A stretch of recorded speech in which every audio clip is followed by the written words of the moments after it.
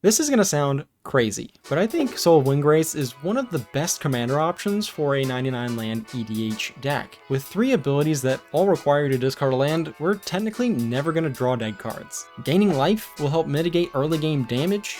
The rummage ability is pretty decent card advantage, and built-in protection makes this card really hard to remove. I've built a budget version as well as a budgetless version that I want to share with you, but first, what commander would you choose for this type of deck? Let's talk about the pros and cons. First off, the deck is pretty hard to interact with, especially since we resist board wipes. The deck is pretty unassuming since your board state doesn't appear to be developing much throughout a game. It's also just fun to pilot.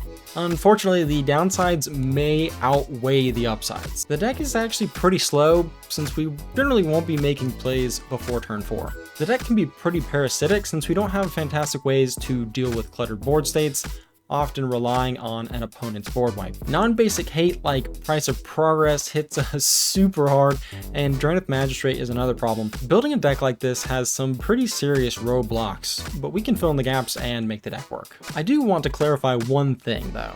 I restricted myself to only using cards that can be pitched to Soul's ability. This means no NDFCs, so we do lose out on some pretty great cards unfortunately. The first obstacle we're going to run into when building the deck is removal. What kind of removal options do we have for a deck like this? Seiju is the most expensive card in the deck, but we kind of have to run it because of our deck building restriction. We have a few ways to deal with creatures and a couple of catch-all removal lands. Labyrinth of Skyphos and Maze of Ith will come in clutch as well, fending off huge beaters. Hopefully opponents will swing at each other instead of us. Something I really like is that we can use removal multiple times since we can reanimate the lands with Soul's ability. Sanctum of Eternity is another sweet include we can use to get extra Soul triggers since we can return Soul to our hand after combat and then get an ETB trigger. Ending the game is gonna be a little janky since I added Maze's End. Let's be real, this is going to be pretty hard to set up, but with the Baldur's Gate set, we do have access to enough gates to actually win. So why not try it? Aside from that, combat is going to be our primary win con. Cards like Kessig Wolfrun and Rogue's Passage will help us get into the red zone, while Field of the Dead and Dark Depths helps close out the game. Tyrite Sanctum as well as Animal Sanctuary are both fun includes to help pump up Soul of Windgrace, especially since Soul is a cat. Bounce lands have been extremely useful for the deck. They can help us get a land in the graveyard in the early game or be used to return a land like Boseiju to our hand after reanimating it with Soul of Windgrace. Another fun aspect of this deck is that it pretty much operates entirely at instant speed. The only thing we need to do during our turn is attack and play a land. The rest of our actions can be done in response to other players, whether we're using an ability of a land or Soul. After playing a few games with the deck, I did try upgrading to a budgetless version, but before we talk about that, I do want to invite you to hit the like button so more people can see the video. The first cuts I made when upgrading to budgetless were the gates.